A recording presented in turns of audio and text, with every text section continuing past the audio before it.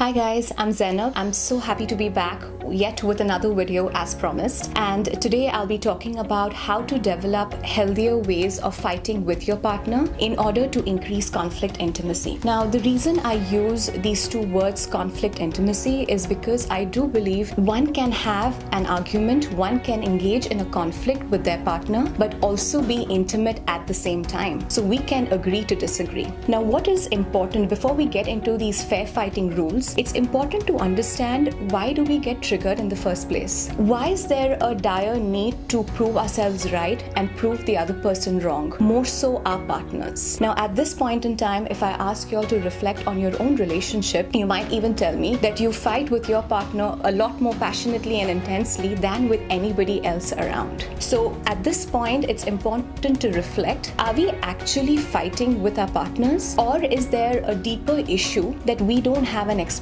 for? And the minute we are not able to answer why we are reacting in a certain way, or we are not able to explain that to our partner, it can get into spirals of unhealthy communication, which can also lead to the relationship ending over time. Now, few feelings that we need to watch out for is abandonment and rejection. Now, abandonment and rejection stem from early childhood experiences. If in your childhood you've gone through divorce or death of parents, or inadequate emotional and physical care, these early childhood experiences lead to fear of abandonment of significant people in one's adult's life. Now, imagine when you're engaging with your partner, and every single time you have a conversation with your partner and these feelings of abandonment and rejection keep surfacing. Imagine what that can do to your own relationship. Now, of course, a fear of abandonment is a part of being human. But when that increases in severity, it becomes a lot more frequent and difficult to ease. That's when it starts impairing your own relationship with your partner. So I'm here today to help you identify, are we fighting effectively with our partner? And to make sure if we are differentiating these feelings of abandonment and rejection from the actual issue that we are engaging with our partner at that point in time. There's a very interesting fact to note.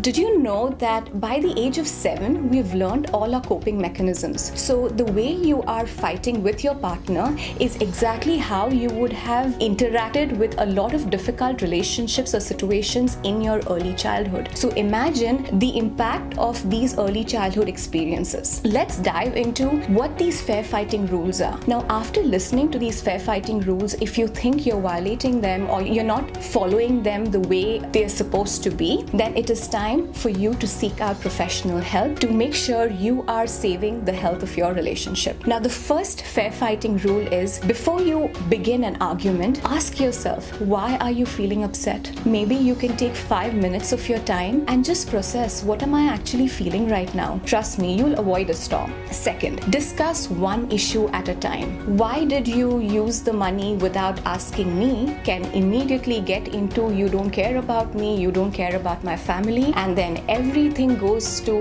what your partner has done wrong. It's not going to problem solve anything, and there'll be no closure from that particular argument. Third, no degrading language. Remember, we are not discussing the person, we are discussing the issue. So make sure you are talking about one issue at a time. The fourth one is, express your feelings in words and take responsibility for them. I always like to use with couples the usage of I statements. I feel this because of this. I feel scared when you shout at me. I feel worried when you come home late. So imagine if you are giving your partner the feeling that you're going through, it makes the partner less defensive and you will be able to come to a middle ground very quickly. The fifth one is, take turns talking. It is very, very, very important. Listening is the key. So if I am not listening to my partner, I don't even know what the problem is. So how am I going to problem solve anything? Sixth is no stonewalling. The easiest thing for partners to do is, when there is an argument, they shut down or they move out of that scenario and never discuss that issue again. But again, you're not bringing a closure to it, so stonewalling is not going to help you at all. Seventh, take time out. Again, this is a very important aspect, because when we are angry, we tend to say a lot of things at that point in time. So it is very fair for you to ask your partner, can I take some 10 minutes, process this on my own and come back and resume the discussion. And the last one is attempt to come to a compromise. And that is the point where we find a middle ground between two people where we are able to figure out, okay, we can agree to disagree. If you guys are doing all of this, excellent, great job. But if you find